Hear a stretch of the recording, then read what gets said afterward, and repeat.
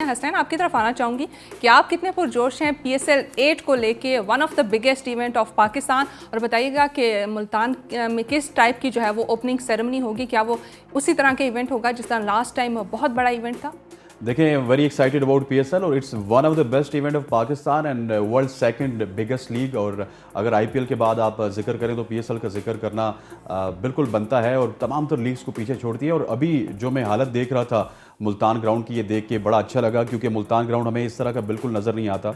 हमारे जो नुमाइंदे बता रहे थे वहाँ से जो ग्राउंड की कंडीशन है, जो वहाँ पे ब्रांडिंग हो रही है, इट्स वेरी गुड। और ये है कि मुल्तान के लोगों को अट्रैक्ट करेगा और मैं समझता हूँ कि थोड़ा सा ज़्यादा मैचेस होने चाहिए थे। रुशना, मुल्तान में 5 मैचेस मुल्तान होस्ट कर रहा है, 14 मैचेस रावलपिंडी होस्ट कर रहा है, और थोड़ा सा जो कराची और लाहौर का चंक है उसको ख़त्म करके अब ये मुल्तान के स्टेडियम को देना चाहिए, रावलपिंडी के स्टेडियम को देना चाहिए। फैसलाबाद में हमारे पास बहुत अच्छा स्टेडियम है, सियालकोट में हमारे पास अच्छा स्टेडियम है, फिर गुजरांवाला में मैं बजाते खुद वहाँ पे एक इवेंट कवर करके आया।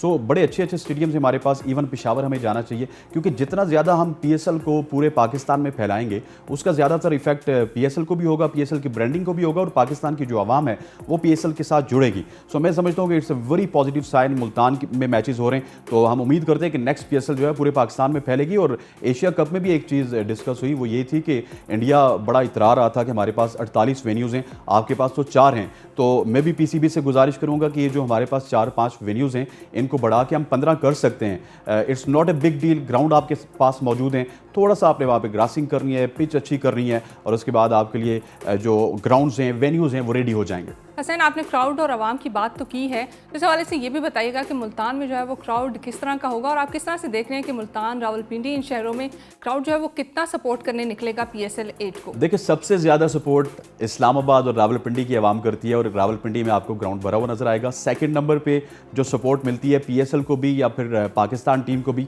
वो मुल्तान में मिलती है। थर्ड नंबर पे लाहौर आता है, और कराची जो है वो फोर्थ नंबर पे आता है। और देखिए, कराची और लाहौर में क्राउड क्यों कम आता है, क्योंकि वहाँ पे क्वांटिटी ऑफ मैचेस बहुत ज़्यादा हैं। जब आप क्वांटिटी ऑफ मैचेस एक ग्राउंड में ज़्यादा कर देंगे तो वो चाम खत्म हो जाता है, और इन्हीं मैचेस को आप ट्रांसफर करेंगे टुवर्ड्स फैसलाबाद, टुवर्ड्स सियालकोट, आगे पीछे ट्रांसफर करेंगे, इवन पेशावर ट्रांसफर करेंगे, तो वहाँ पे क्वांटिटी ऑफ क्राउड भी ज़्यादा होगा, और फिर थोड़ा सा भूख भी पैदा होगी लाहौर कराची की जो ऑडियंस है उसमें, और उनके जो स्पेक्टेटर्स हैं वहाँ पे। सो वहाँ पे भी क्राउड आना स्टार्ट हो जाएगा। और एक थोड़ी सी गुजारिश करनी थी, टिकट्स बहुत महंगे रखे गए हैं, स्पेशली रावलपिंडी का जो टिकट है सीमेंट के ऊपर बैठने वाला, वो 3000 रुपये का रखा गया, और जो कराची का टिकट है जहाँ पे आवाम नहीं आ रही वहाँ पे 600 रुपये का टिकट है। तो ये रावलपिंडी वालों के साथ जो जुल्म हुआ है इसके ऊपर हम इसकी मजम्मत करते हैं। और क्योंकि रावलपिंडी की आवाम सिर्फ नहीं आएगी, यहाँ पे एबटाबाद से भी लोग आएंगे, यहाँ पे पेशावर ज़ल्मी के फैंस पेशावर से आएंगे, लाहौर के फैंस यहाँ पे ट्रैवल करेंगे, मरी, कश्मीर, हज़ारा, ये जितना भी बेल्ट है ये सारा यहाँ पे आके मैच देखेगा। तो मैं समझता हूँ कि थोड़ा सा